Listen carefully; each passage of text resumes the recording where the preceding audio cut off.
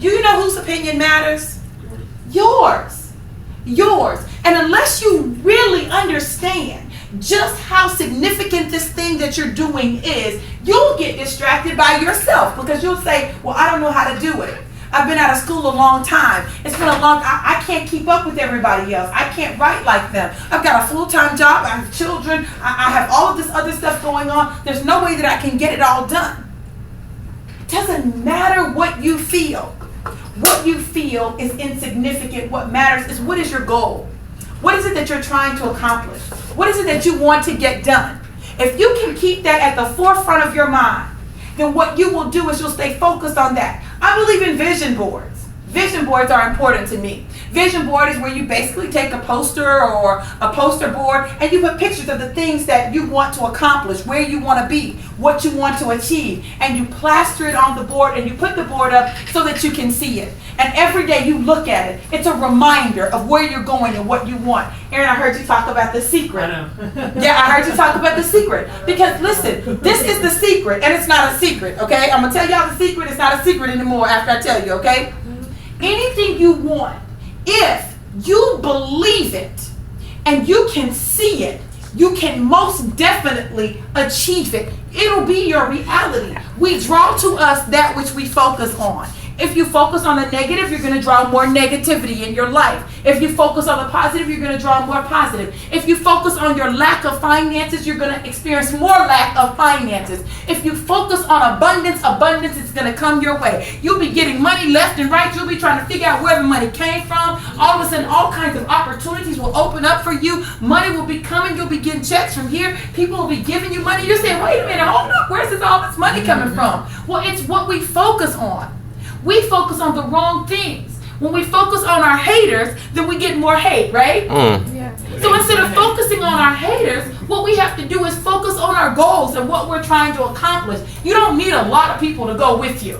All you need is a few people to support you. That's it, a few. That's all it takes. One of the things I understand, my husband and I and our children moved to Tampa, had no intentions of moving to Tampa. I came here to speak at an event, a graduation event, and ended up moving here.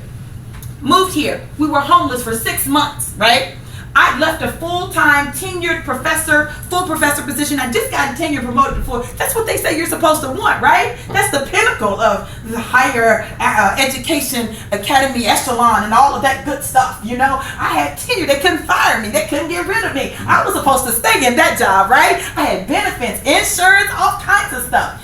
But when God said, let it go, I said, okay, I gotta let it go, gotta let it go, gotta let it go. Really? No, I just got it. I gotta let it go already? Mm-hmm. Well, you've shown that you can do it. Now, came to Tampa, homeless for 6 months. We did the radio show for 6 months. We did not have our own place to live, but every month we paid for that radio show, and we were on Monday through Friday mornings from 8 o'clock in the morning to 10 o'clock in the morning religiously, faithfully. Started out with 1 or 2 listeners. We got to 10 listeners. We thought we were doing something. Man, we had 10 listeners today. Wow. You know?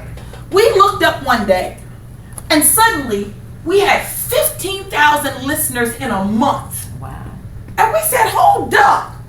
Where did all these people come from? Mm-hmm. And then we had 20,000 listeners in a month. And we were like, what in the world is going on? All we were doing was reaping the harvest because it didn't matter to us whether it was 1 or 10,000. We still did the same thing. We gave it the same amount of energy. We gave it the same strength, the same commitment, the same dedication, the same perseverance. Why am I telling you this? Because today I can look back to 2 years ago when we first moved here, and now I look, we've had about 4 cars. Now granted, 3 of them were wrecked, okay? But we always moved up, you know? I mean, my husband bought me a Camry. It was an older Camry. It got totaled. Somebody hit us. Put me in a Mercedes. I ain't mad at you. Hadn't had it a month. It got totaled. What in the world? I got a 2005 Cadillac STS. It just got totaled. Guess what I'm thinking? What's next, right? Gotta get a Lamborghini. What's next, right? So I know what's next for me is another Mercedes. I didn't have my Mercedes long enough. No, I like that car. I like that car. But I had a 2001 Mercedes. Now I'm looking at about a 2003 to 5 Mercedes. Yes, E-class. I need the E-class, the big boy style. That's what I need, okay? Why? Why do I need that? I need it because I've got people that I've got to take places and we need to go in style. There are places that I'm going to be going that I don't need to drive up in a dune buggy. You know what I'm saying? I don't know about you all, but I like to go places in style. I don't know, not to, you can't go, I don't want to go to the White House in the dune buggy. You know what I'm saying? I want to pull up to the White House in the Mercedes, okay? I'm just saying. I want to go eat with Michelle and Barack and hang out, you know, with the president and the first lady, and I want to do it in style. But beyond that, I want to take some folks who've never ridden in a Mercedes and put them in a Mercedes and let them see what they can have when they apply themselves, when they believe that it is possible. See, because I understand it's not just about me. It's about other people, and understanding that when you sow into other people, then you sow into yourself. And as you give to others, someone gives to you. And it's a cycle that just keeps going and going and going. So why are you here? You're here because it's your job to get everything you can get so you can sow into someone else. It's not about you. Yeah, you're going to reap some of the benefits in the process. It's not about you. It's about your purpose that is much bigger than you. It's about changing other people's lives and being an inspiration. There is a poem that says, our deepest fear is not that we are inadequate, but that we're powerful beyond measure. It is our light and not our darkness that most frightens us, right? We're afraid of being great. And the reason we're afraid of being great is because we're afraid we're going to have to leave some people, because we will. But if I'm willing to be great, guess what? My greatness encourages you and says you can be great too. If I'm free, then you see what freedom looks like and you can walk in that freedom.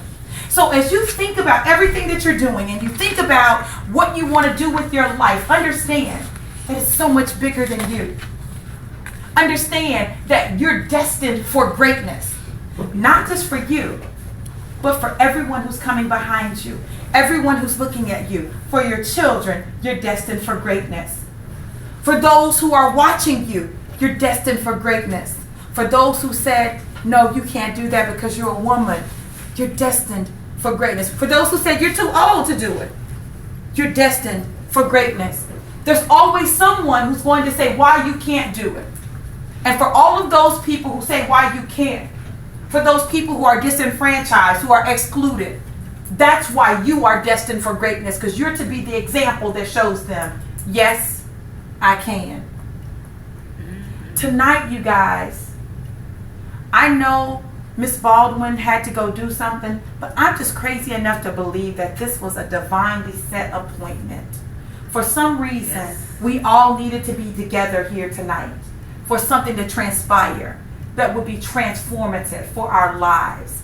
And I don't know about you all, but I never take those divine appointments for granted, because I understand something. You never know what small thing you may say or do that changes the course of someone else's life and lets them know that you can press on and go a little bit further.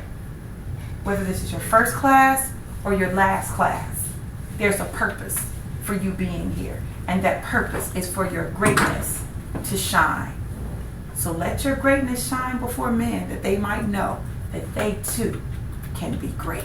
Tell it, Dr. Vic.